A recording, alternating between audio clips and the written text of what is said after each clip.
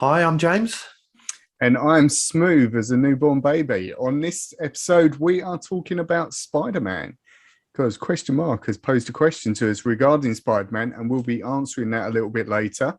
We'll also be talking about What If, the awesome Marvel show, which we haven't really had a chance to discuss yet on the show. And also finishing up a little bit about comic books, but Marvel comic books not as you've seen them before. Unless you lived in the 90s and saw them first time around. But, who knows? But before we get started in today's episode, make sure you follow us on all social medias. We are on Facebook, Instagram, Twitter. They'll all be listed along the bottom here, I imagine. And you can listen to us or you can watch us on all podcasting platforms, and that includes YouTube. So thanks for supporting, and we'll see you after this.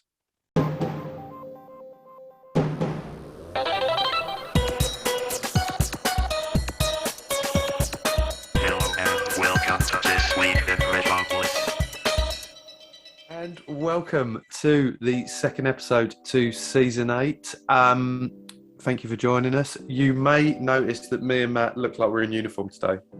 We did phone ahead for this one, just to make sure we was coordinated. For the listeners, we are sporting the same Mash Gang t-shirts. If you remember, we had Jordan from the Mash Gang on our show many moons ago, it feels like now, but we're still in you're certainly still in regular contact with him. That's it. Lovely guy, lovely company. If you don't remember, they are a low/no alcohol beer brewery, so they do but really cool sort of experimental stuff. Jordan posted the other day about which was his dream. It's his unicorn, the blue raspberry beer, and that they'll soon be doing. So do check them out, Mash Gang. We're part of the gang, as you can see. Unofficially. So, yeah, unofficially. Yeah. We ain't getting anything for plugging them. So no, we're not. We just do it for love. Yeah, and that reminds me, Jordan. Come on.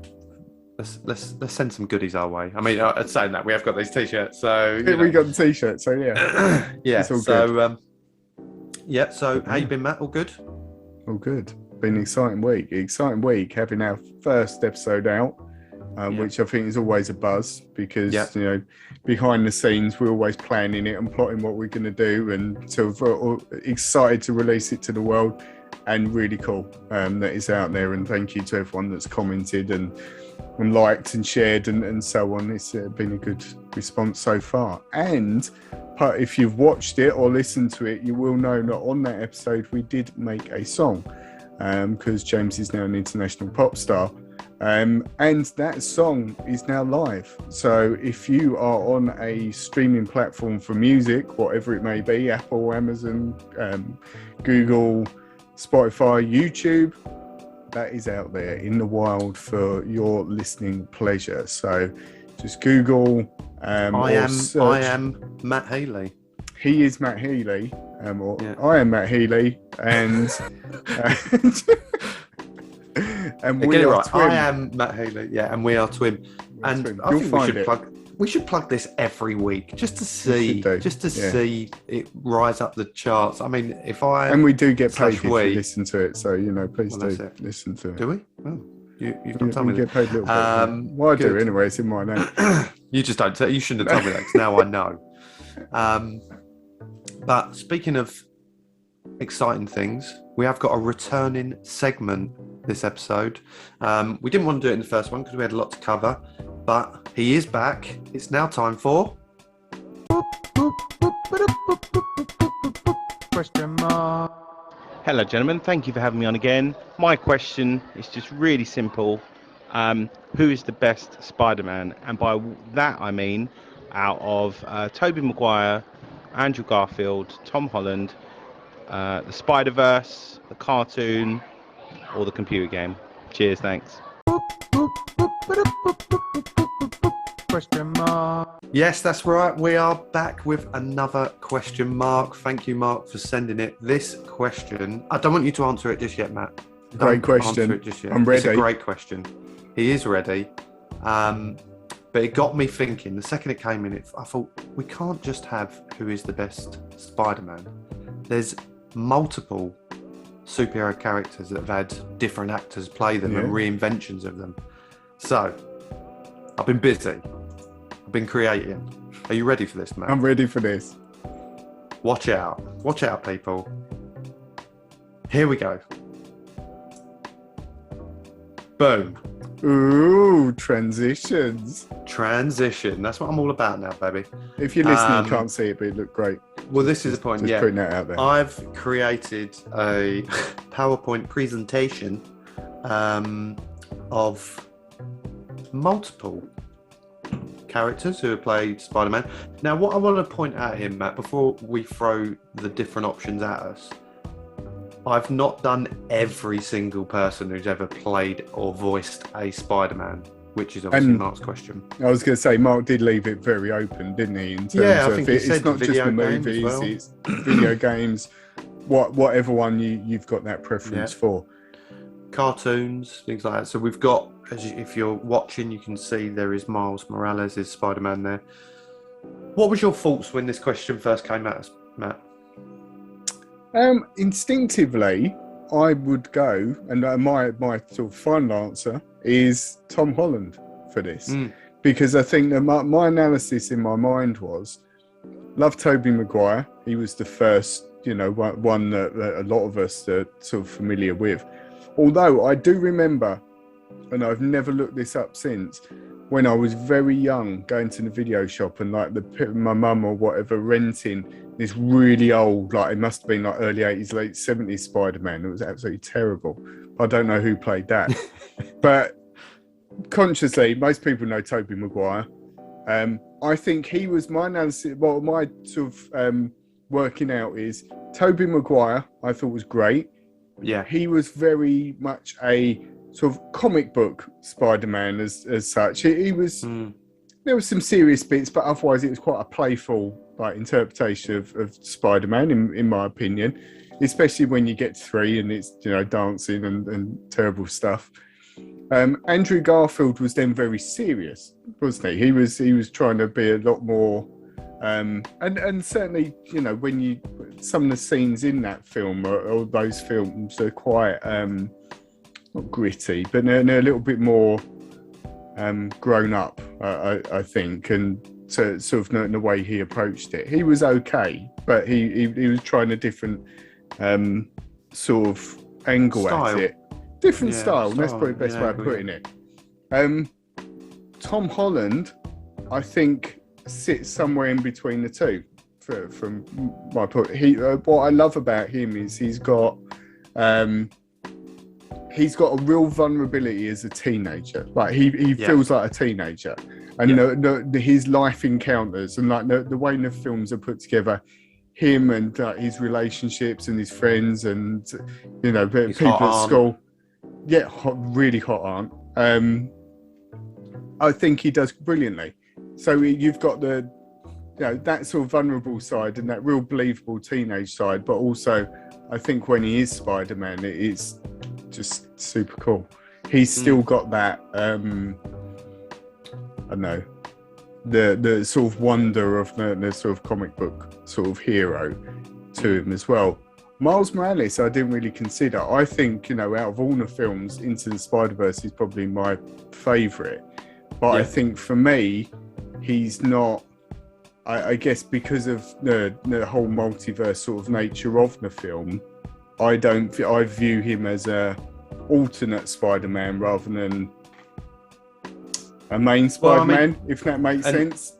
The other thing we're talking about here is the other 3 that are shown here and that you've mentioned are all Peter Parkers. Yeah, exactly. Miles is a separate character altogether. He's a different version of Spider-Man. There is a Peter Parker in that, isn't there? Well, there's 2, if we're being honest. I'd have to agree. Into the Spider-Verse, hands down for me, is probably my favourite Spider-Man film. Toby Maguire, again, like you said, I think because he was the first one that we could all attach to as a live-action Spider-Man that a certain generation appreciated. And it's probably only the 3rd one that kind of ruins it a little bit for him to some extent. Yeah. Andrew Garfield, I must have blacked it out in my mind. I know exactly what the films were, but I just can't even remember. That's how bad I think his Spider-Man is. I just don't. I didn't attach to it, and that feels really bad saying that because I'm sure he's a great actor. I don't think they had much. I've only seen him in The Social Network, and he was sort of a bit part in that, and then sort of in these films. And I don't think there's a lot of sort of emotional depth to him as a character, but I don't know. Yeah. But yeah, Tom Holland, absolutely hands down. I think he, like you said, combines a few different elements, and there is that innocence with him as Peter Parker. Yeah. And then the excitement of a young boy being given these gadgets. So, you know, he's obviously got the power through being bitten by a spider, but to have then Tony Stark take him under his wing and give him all these accessories to go on top, it's just he's very grateful, isn't he? Definitely. You know, he's very humble in his approach. So I think it's was there any that weren't shown here that I've listed that sprung to mind? You thought, oh, there was that one. No. Even be it an animated version like of an old. I'm not really sort of, you know, although later on I'm doing a feature on comic books, I'm not incredibly knowledgeable about the sort of, you know, the Spider-Man side in the comic books or anything. So no, I'd have stick safely with what I know, I would say. Interestingly, in my research, one of the animated versions was voiced by, and now his name escapes me, Patrick. Patrick, who was on How I Met Your Mother with Mark's question. Mark, I hope we've answered that for you. I hope you're satisfied with that. Tell us who yours is, Mark, because I don't think I even know what that is. So, yeah, let us know. But it did. Are get you me thinking of Neil Patrick Harris? That's the guy, Neil Patrick Harris. Did that just come into your brain, or did you on the slide? Via Google. Yeah, like it. Neil Patrick Harris actually voiced a Spider-Man, an animated one. Can't remember which one. So my research didn't go that far, but well, it went well. You just didn't remember it. That was the issue with research. Fun fact. So anyway, it's not just Spider-Man who have had multiples. Let's move on. The Hulk. The Hulk. Again, this isn't all of them, but for the listeners, we've got here Eric Bana, who was personally actually one of my favourites. I actually really like the Eric Bana version. Who's the second one? I don't even know who that is. Come on, you should have done your research. He's from the original The Incredible Hulk series, isn't he? And what's his name? Oh, come on, we can have to do some Googling again now, aren't we? Okay, well, just to fill in the other two, obviously we've got it's the alcohol talking. It's I literally just in my head said his name. Edward Norton? Yeah, he's Edward Norton. Edward Norton on the end. And we've got the current one, Marc Ruffalo. Yeah. And the other one is not who I thought it was, which is Lou. Well, see, that's the thing. You've actually got this wrong, haven't you? Because it's Lou Ferrigno, who is who's a bodybuilder, actually played the Hulk. He played that actor there, who is David Banner. His name's David Banner. Well, no, that's the character, isn't it? Before he turns into the Hulk. Oh right, yeah, but who is he? So's Edward Norton. Yeah, but he also played. Well, I guess he's more CGI Hulk, isn't he? This is turned into an amazing segment to demonstrate how little we know about this. How about, rather than worry about who's on the screen, who's your favourite Hulk? I would say out of all of them, and again, just to give a certain amount of. Bill Bixby is the older guy, just to let you know. Eric Bana, I hardly remember the film, and I did think actually that the other day I need to watch that again. And the reason I thought I need to watch it again is just to go on to What If, before we go on to What If very briefly. There's a scene in one of the What Ifs that sort of mirrors one of the scenes from that Incredible Hulk film, if I'm correct, when the general turns out with all the tanks and they're sort of shooting Hulk and so on. I remember from that. I didn't particularly like him. The Edward Norton one, this one, or? Oh no, the Eric Bana one. Eric Bana one, yeah. Eric Bana one. And that picture there, they blatantly painted his face green. He looks awful. Didn't really gel with that. Edward Norton, I love Edward Norton. I'll watch him act in pretty much anything. And I enjoyed that film. Because his film was The Incredible Hulk, wasn't it? I don't know. Yeah, I believe it was. You did the research. Yes, I did. I like Edward Norton. I thought he was really good. But I think his film was a really good film about someone who was like struggling with this thing. Was it necessarily an Incredible Hulk? Like, obviously it was an Incredible Hulk film, but it didn't feel like a Marvel film. Do you know what I mean with that? A bit like when we was talking the other day, and talking about the Dark Knight. I think it was with Nerd Herd, wasn't it? And they said that, like, with the Dark Knight, we love the Dark Knight, and the Dark Knight and those sort of films are really good films, but they're pretty much really good films on their own. Like the Joker, and the recent Joker film is a really good film. It isn't necessarily like a comic book film, is it? It happens to have the Joker in it, and I felt a bit like that with the Edward Norton Hulk. It was a good film, but not fantastic, but it wasn't really comic booky. I find the current Hulk incredibly boring, and that may be controversial. Mark Ruffalo, not him personally, his version. His version, I just find him a bit boring, and especially when he was half. Is it Bruce Banner in this? He's Bruce Banner, yeah. In the new one? That's his. Well, they all are, yeah. Bruce Banner, yeah. Well, no, because in the old one, he was David Banner, I think. Yeah, David Banner was in the Incredible Hulk. It was actually David Banner. Don't know what the difference is. Strange. When he was half Hulk, half, Bruce, I thought that was really weird. I don't really like him as it. So I would go with the original Incredible Hulk series, with Lou as the Hulk. And I grew up watching this on the TV, and I remember, even blatantly, you knew that they just shone a green light on sort of, David Banner's face, and he had these dodgy contact lenses in, and then all of a sudden, Lou Ferrigno would come in and come out, like painted green and smashed stuff up. It's fine, it was all. Being however old I was at the time, it was just loads of fun. I loved it. Nice. Well, I agree with you a bit on Mark Ruffalo. I wonder whether a Mark Ruffalo solo film with him as Hulk would work. I'm sure it would get the viewers. Yeah. I'm sure it'd get the viewers. But at the end of the day, would it appeal to me that much? Compared to, for me, my favourite one was the Eric Bana version, right? Because again, that was probably the first one. I just remember it being quite heavy at times in it, and him coming to terms with looking like that. If you're watching that horrible image, looking like the witch out of what's it, Wizard of Oz. In that particular picture.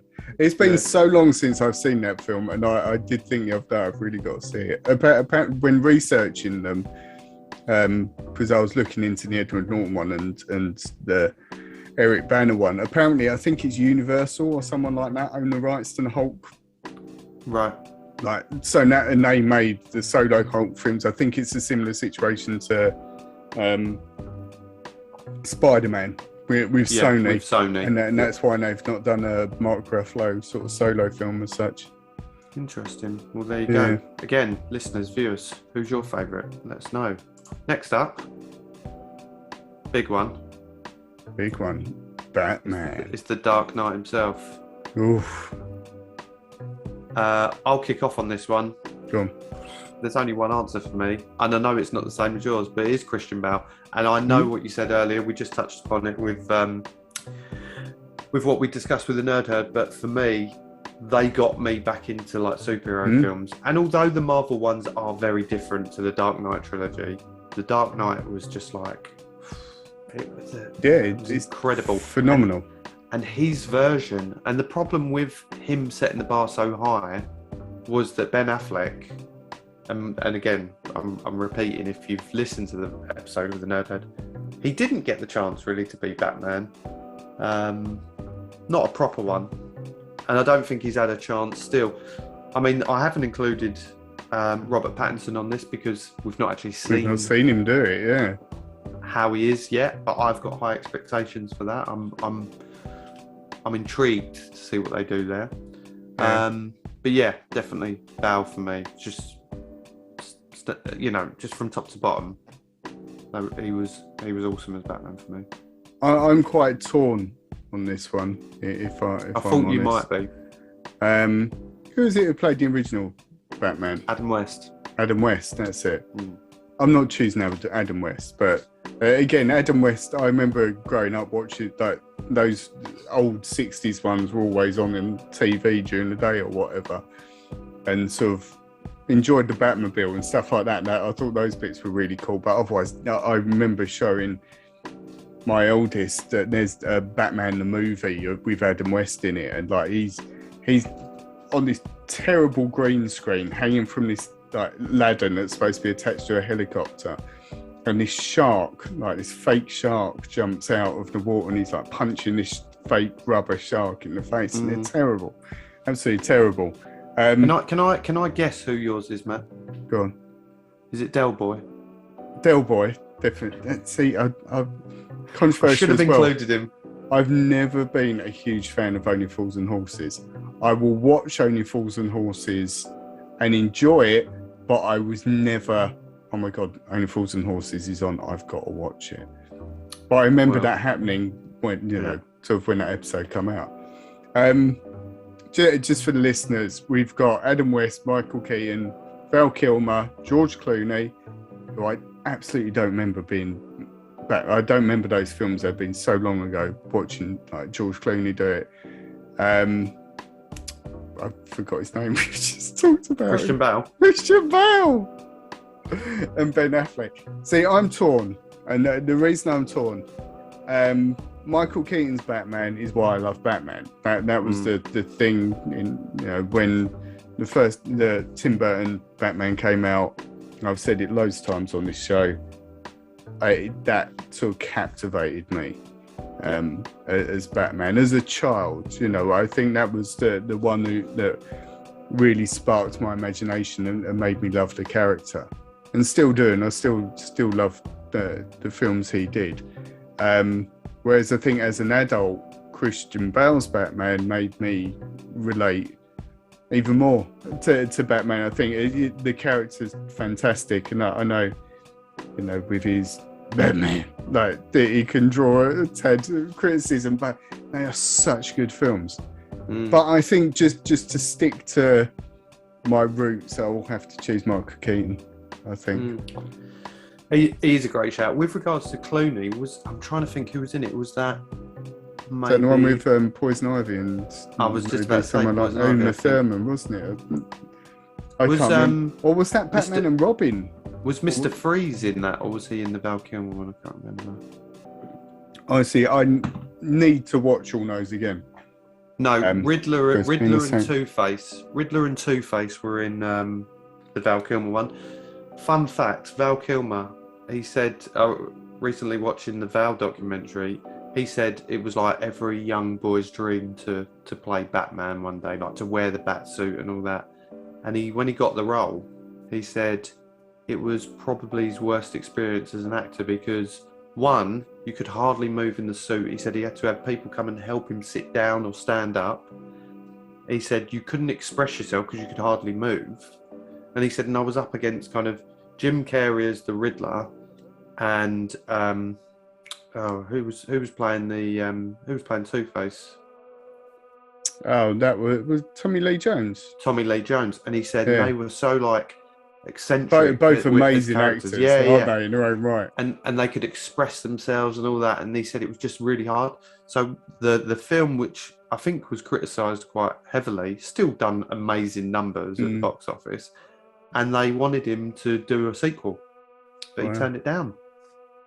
Imagine that, turning it down. And then obviously it went to Clooney steps in. But yeah, and I think the difference now, obviously with technology and things like the suits are obviously a lot more maneuverable and things like that. Apart from Ben Affleck's robot one, which still winds me up. But anyway, that's another story. So there you go. That's our picks for Batman. There's more? There's two more. Easy for this one, isn't it, Matt? Easy. It's every day of the week, isn't it? It is every day of the week. Daredevil. Yeah, I mean, again, I've said this so many times. I know people make fun of the Daredevil film that Ben Affleck did. I think it's great, though. I do. I think it's thoroughly entertaining. It's got a really good cast. Colin Farrell as Bullseye. I think he's brilliant. I like Colin Farrell. Yeah.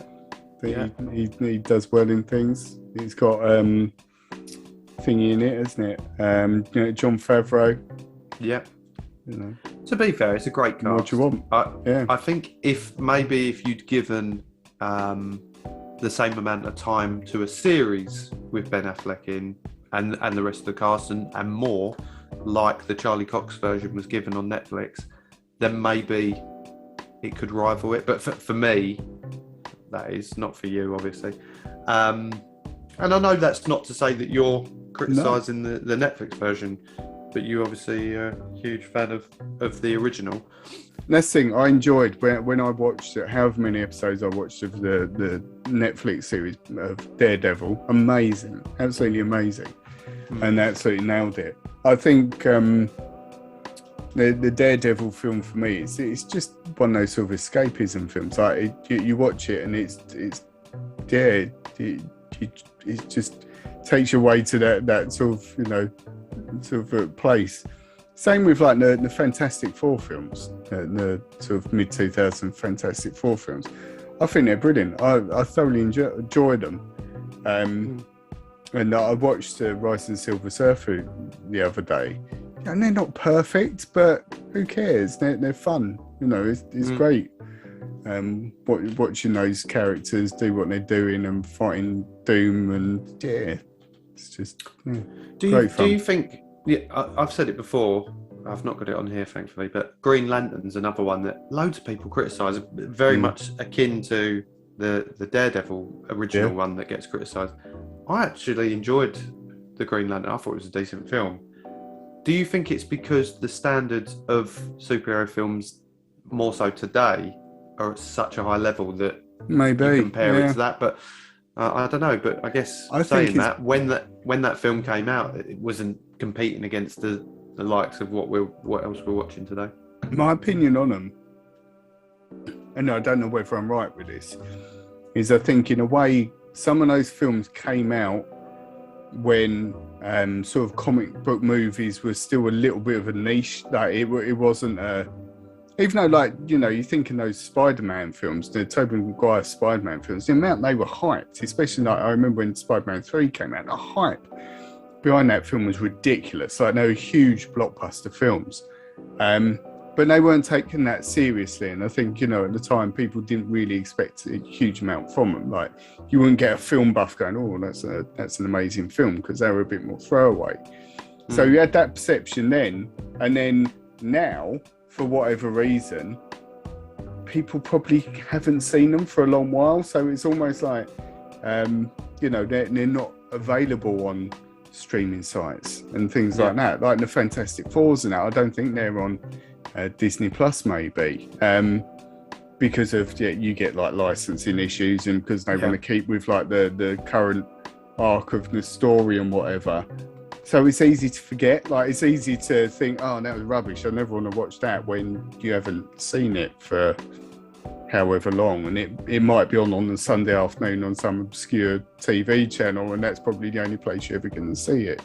So I think it's maybe misconception then, but also now people just not seen it recently, and probably just don't don't realise they're actually quite good. It's like what we were saying last week, that when he was talking about AI and saying, well, it got 72% Rotten Tomatoes or whatever, but that doesn't matter. You know, there's some films that have probably got 50% and you sit there and you enjoy them.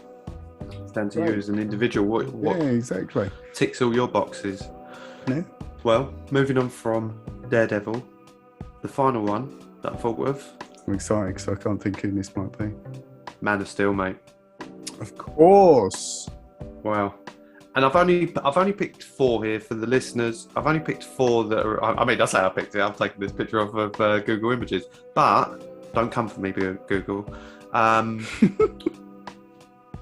There's loads of Supermans, I think, from different series. You've got Smallville Superman. He's not included in this. There's a new Superman, which is in the current CW series, you know, whatever one that is now. But these ones I think are 4 well-known ones. One of which actually appeared in the CW series as another character, which is it Brandon Routh, which is the 3rd one across. I saw that film once. Didn't that have Kevin Spacey as Lex Luthor in it? Yes, I believe it did, yes. Yeah. I only saw that once and I was very underwhelmed by it. It did. But he was in the Sky, it was on Sky 1, whatever it was, where you had Arrow and you had Flash. He was in it, but as a different character. He wasn't a Superman. And then they introduced Superman into it, who is played by someone else, which must be a bit of a kick in the balls, really. Yeah. Obviously, we've got the current Superman. Henry Cavill. Yeah. We've got the original in there. What I class as the original. Oh, absolutely. Christopher Reeve. And the second one, name escapes me. Dean Cain. Is it Dean Cain? Dean Cain was the one from the TV series, which I watched growing up. The Adventures of Superman, wasn't it? It's the called something like that. Adventures of Superman. No, wasn't it? What was the Clark and Lois thing? No, it was. Well, it obviously had Lois in it as who was she played by? She's in. Oh, she was great. I loved her in that. Housewives woman. Desperate Housewives. Yeah, I can't think what she's called, but yeah. But he, for me, I mean, I Terry like Terry Hatcher. Terry Hatcher, yeah. There you go. Together we are. That's it. We make one half decent brain. Yeah, exactly. I really like Henry Cavill, but for me, what was his name? Dean Cain. For me, he epitomised Superman for me when I was younger, and I know you can do so much more with special effects now. Don't get me wrong, and that's probably sometimes quite detrimental, I think, to films like this, because you feel like you need to go more and more and more. But yeah, I just remember them ones growing up, and I don't know whether it's the same for you with the original Superman. Yeah, absolutely. Hands down, it'd have to be Christopher Reeve for me.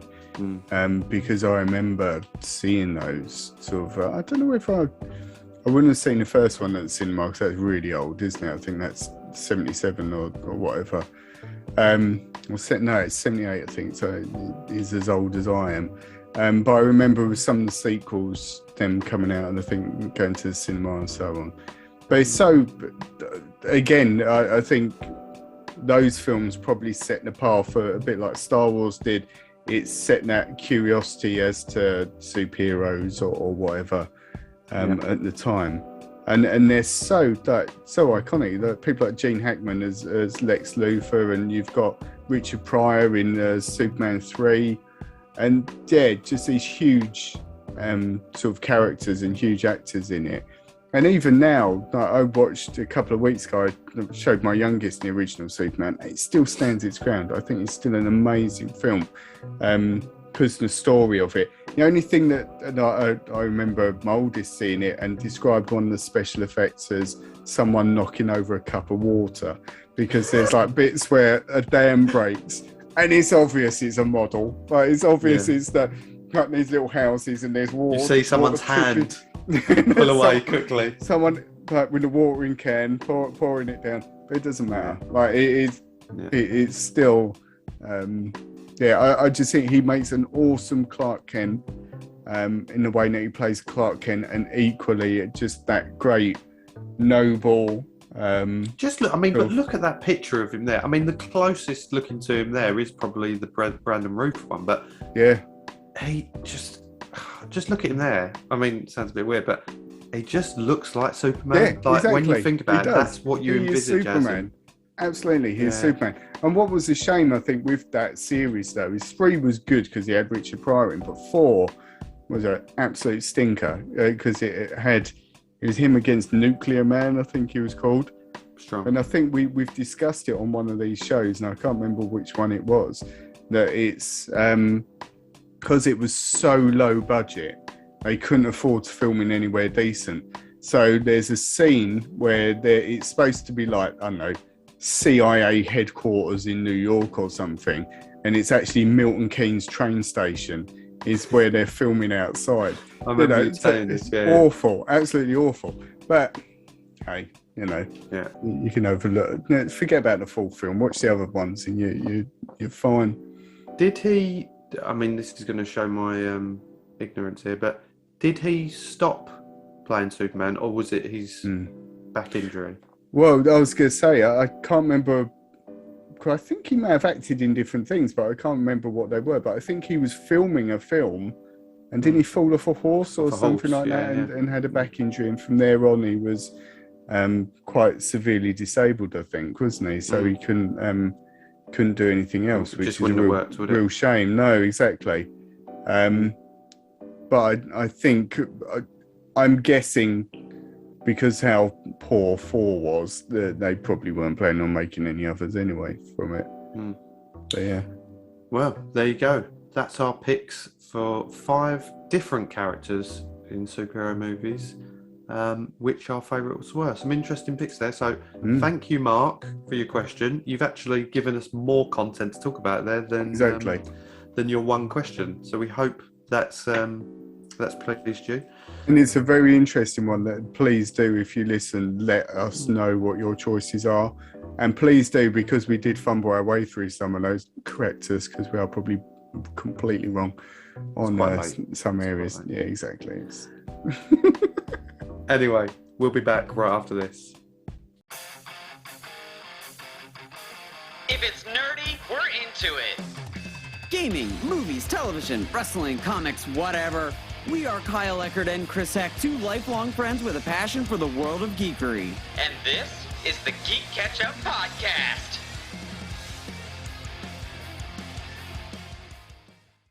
So great to hear from the Geek Ketchup boys, Chris and Kyle. Just let you know, we were actually on their show, and this week, or as of yesterday, when this goes out, it will be yesterday, so it will be on the Tuesday.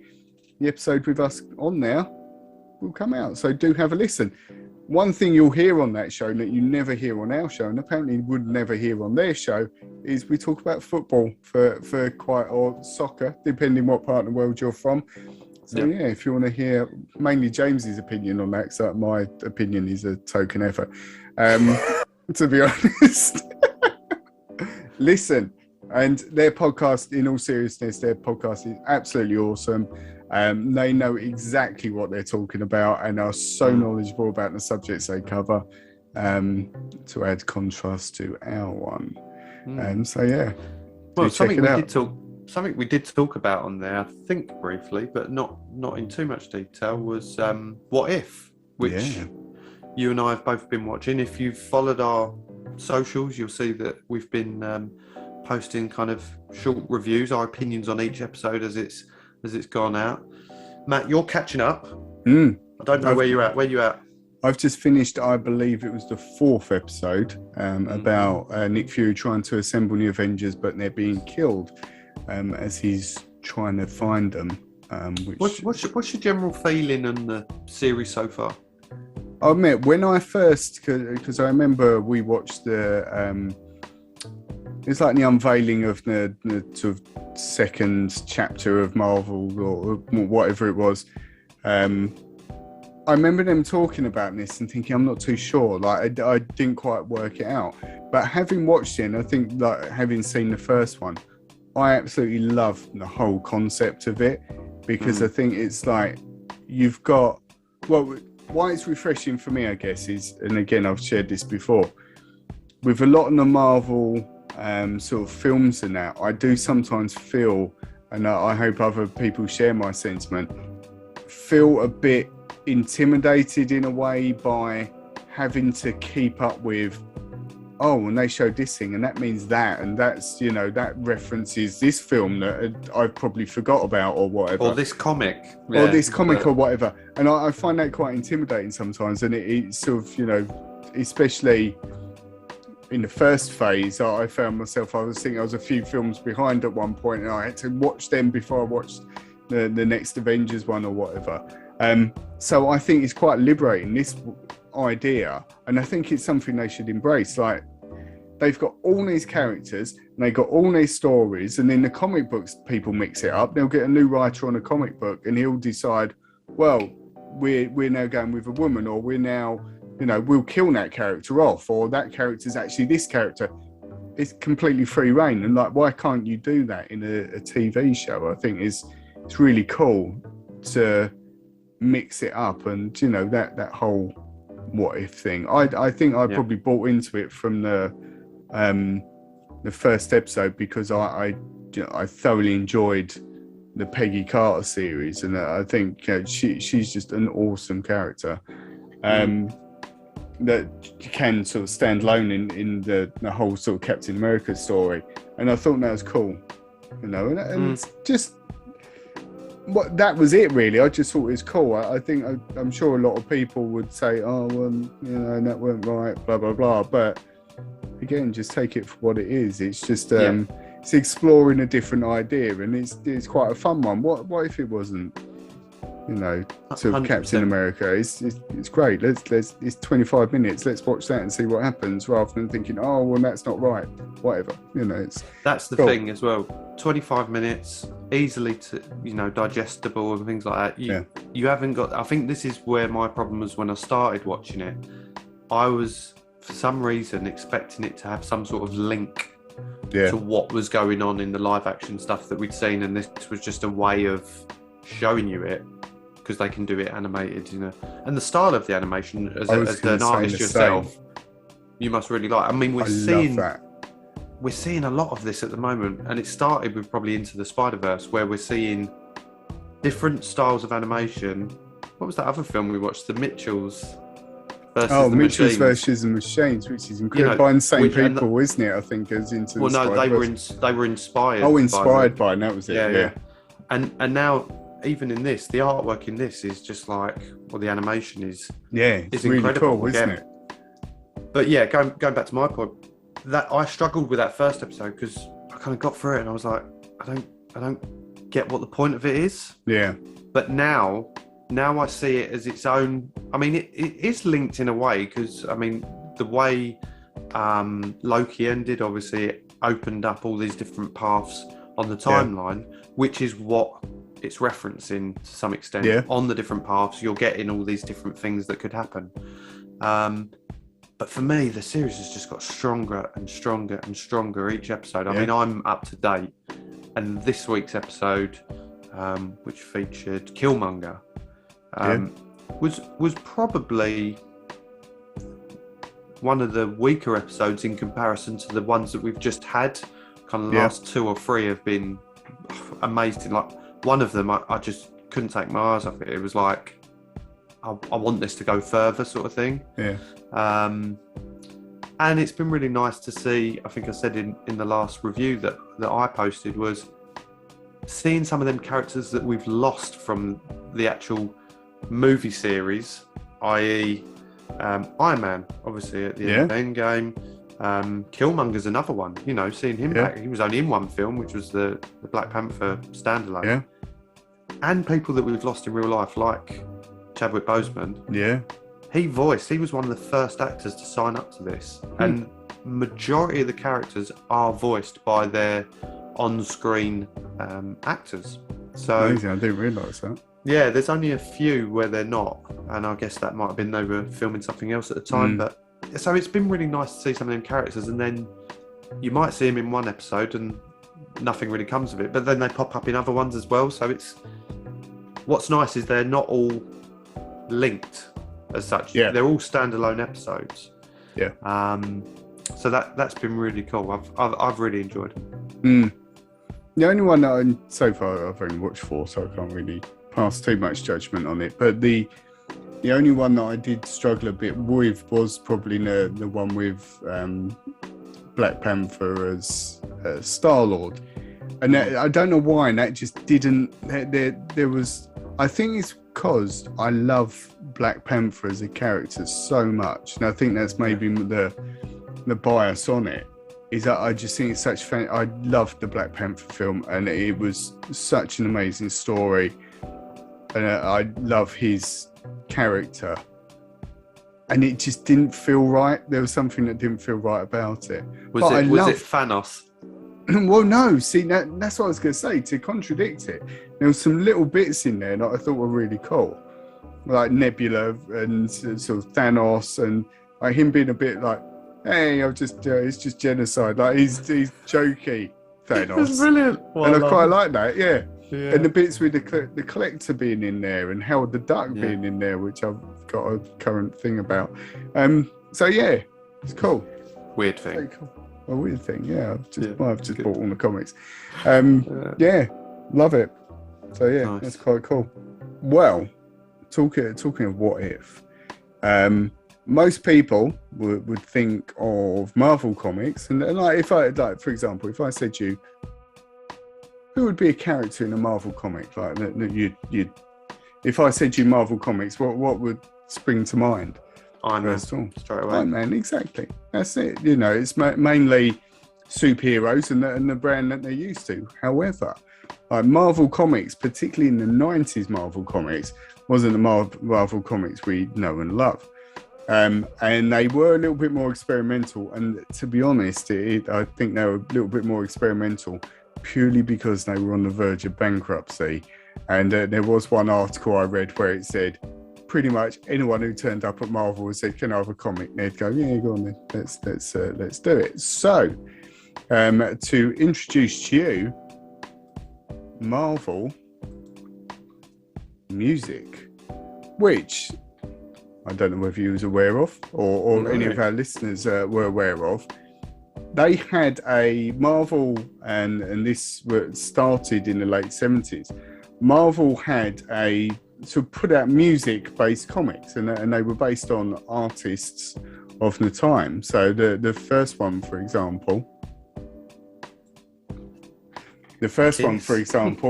was Kiss. So in 1977, Kiss was huge, like big American rock band.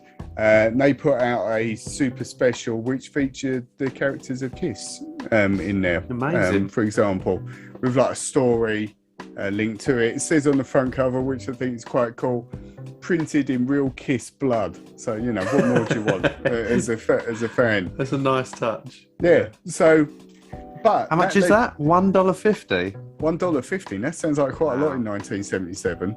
Yeah. You know, but who knows? But skip sort of, you know, 15, 20 years ahead in the future. In 1994, they did another music range, and it was called Marvel Music. Was near sort of side project that they put together. And what I found quite interesting, I can thank actually Pat Hickey Jr., who we've had on the show, friend of the show, into his comic books. He posted one of these on his Instagram, and my reaction was, "Oh my God, I need that, because that is ridiculous. I never knew such a thing existed," and we will get to it. So in 1994, they did a range of things with different artists. So the first one I'm showing the viewers, and I will describe to listeners, is the complete Alice Cooper. So incorporating 3 acts of Alice Cooper, The Last Temptation. So yeah, it's, you know, a comic book, but it's about Alice Cooper. And how mad. Alice Cooper in, you know, various stories and whatever. The interesting thing as well is although like most people would look at this as it's just like a throwaway thing, they actually got fairly respected writers and that to do it. Neil Gaiman, who's listed against this, I looked into it. I've heard his name before. He wrote loads of stuff. He wrote like Sandman books, and he worked with Alan Moore, Miracle Man, and things like that. So he's actually a fairly respected writer, and that they assigned to it. Do you know what? I think I've heard the Nerd Herd on their show mention Neil Gaiman as a respected. Yeah. So it wasn't like a throwaway project as such. The next one is the one that Pat put me onto, which is what would you want as more than Billy Ray Cyrus in a comic book? Which, if you don't remember, country and western star had a hit, "Achy Breaky Heart," is the dad of Miley Cyrus, and he's got a famous daughter, hasn't he? That's it, Hannah Montana. They made a comic book. I actually managed to, because to be honest, I'm a bit cheap with these things. Well, let's just say I'm not cheap, but I wanted this comic and I looked for this comic, but because they're old now and people probably put them in the bin, to be fair, the people are charging sort of £40 plus for that one comic alone. I'm not going to pay that much on a Billy Ray Cyrus Marvel comic just out of curiosity, but I did questionable, how this works, but I did find a scan of this. So I've read the stories, and you've got Billy Ray Cyrus battles what he thinks, and I won't spoil the story if anyone reads it, what he thinks are Native American spirits, and wins. And then in the second story, Billy Ray Cyrus is transported on his tour bus back in time to medieval times, and is held captive in a castle and just, kicks ass, basically, kills a dragon, sorts stuff out. And then gets back in time for his gig. Spoiler, yeah. And then gets back in time for his gig, What more do you want out of a comic book? I love the fact he's incorporated the music as well in it. That's it, Why wouldn't you? Yeah. This next one, I've no idea who Marty Stewart is. I'm guessing he's got cowboy boots on. He's some sort of country and western star, maybe. It looks like Michael Jackson. He does look a bit like Michael Jackson, doesn't he? Yeah. But Marty Party in Space is the title of his one. Interestingly, when you were looking into this, apparently Marvel had the great idea of doing all these comic books, but once they'd actually done them, they had no idea what to do with them. And because they're used to selling superheroes, they were like, well, we don't know how to sell music. So they were a bit stuck. So no, it was an absolute flop. But what they said to a lot of these artists is, why don't you sell them at your shows? And no one really listened apart from Marty Stewart, whoever he is, and apparently did quite well seeing them in his gigs. Onyx, who you may not know, I don't know if you know. Not heard of them, no. Onyx were a mid-late 90s hip-hop group. I was a big fan of their stuff. A bit like, I don't know, sort of a gangster rapper, I guess you could call it. So they probably fitted, as their comic book's called Fight, is probably them beating people up or something like that. But the most surprising one, I think, the Rolling Stones. They managed to get the Rolling Stones involved in it. So who knows? But again, even looking there in the 90s, the Rolling Stones were pretty old. I don't quite know what they'd be getting up to in the context of a comic book, but who knows? I guess what it shows is there's avenues on top of avenues, really. Like when you think some of these are, I mean, I don't know all of them, but Rolling Stones, for example, huge band, yeah. Did they need that, or did Marvel need them? That's the question. I think that's it. The question. I think reading about it was led by the record company pretty much, so I don't know whether, well, I'm glad you said that, because the inspiration for this whole thing was, there was another sort of comic book company called Revolution Comics, and they did this thing called Rock and Roll Comics, but whereas Marvel contacted all the artists, got the buy-in, got them involved in the projects and got them their approval, this Revolution Comics did none of that. They basically said, and they started with, in 1989, they did a Guns N' Roses comic But Nice. it's like their biography. It's like the story of Guns N' Roses and such. But they didn't get any permission from Guns N' Roses. They just like put it out on the hope that they wouldn't get sued. And they didn't get sued, and they sold 150,000 copies of the thing. Wow. And they just they released 65 of these things and just went through the process of putting it out and hoping they weren't getting sued every time they put it out. One of the ones they did get sued for was apparently New Kids on the Block. New Kids on the Block were having none of it and sued them. But yeah, otherwise they were just sort of chances. The next but doesn't one, that kind of works though? Sorry to interrupt. No, Like rock and roll comics, there's a theme there. Marvel, you associate with one thing, not with exactly. music. That's it. The next one is one I had no idea, and being a fan of the artist, as are you, Eminem did a comic book with the Punisher, which oh my God. I had no idea about. That was in 2009. He did that. And that was apparently to promote his album Relapse. He did this comic book with Double XL magazine, which is a hip hop magazine, and Marvel is a collaboration. And yeah, him and Punisher. I don't know what the story is, but it's an interesting cover there. I mean, Exactly. he has got links to Marvel and Sony and that. He done the Venom song, didn't he, for the Venom movie? did he? I didn't realise that. Yeah, he's got a song called Venom. Yeah. There you go. And I think he's apparently quite a big comic book collector, so it was probably a bit of a bucket list thing for him to do. So yeah, I want to track that down. I think you can actually get that via Marvel digitally. You don't have to buy the proper one to read that, where it was more recent. But the one I will finish on, just because I'm a huge fan, is Prince had a 3-part comic book series in 1991, and that was to promote his Diamonds and Pearls album, which is a fantastic album with a huge amount of hits on. And that was put out on Piranha Music label, which apparently is part of DC. So it's actually a DC comic, that particular one. What a cover, though. Oh, no, exactly. Prince is like badass generally, I think. Yeah. So, despite his flamboyant outfits, he could. Yeah, he's just a legend, though, and He could have someone in a fight. But I wouldn't even think of him in that way. I think he's just a cool guy, and Exactly. as a musician. Yeah. So now to add a comic book to that, it's funny how I look at it in different ways, because I see that and I think, wow, like you wouldn't mind owning You're right, that. though. It's funny, exactly. For some reason, you think of Prince in the comic, you think that's really cool. Whereas you think Maybe it's because he is a character. Do you know what? Yeah, maybe you're right. Yeah. I don't think there's not enough. Like when I think of the Rolling Stones, it's just a band with A load of blokes. a load of guys, in it, 4 or 5 guys. Yeah.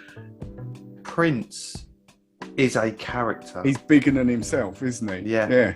I mean, the guy renamed himself, God knows how many times, did he? Exactly. That was because of legal issues. So he couldn't get out of his record contract because he was signed as Prince. And they wanted him to release more albums. He didn't. So he didn't want to. So he changed his name to a symbol that was, unpronounceable, so that he could get out of his record deal, Clever guy. basically. Maybe maybe Britney Spears should have done that with her lawsuit with her dad. Exactly. Or she should speak to Marvel and do a comic. Do a comic, Britney in the comic. I think I'd Bring like it back. Britney in the comic. It'd be great. Bring it back. Well, that's interesting. I think we need to be finding these.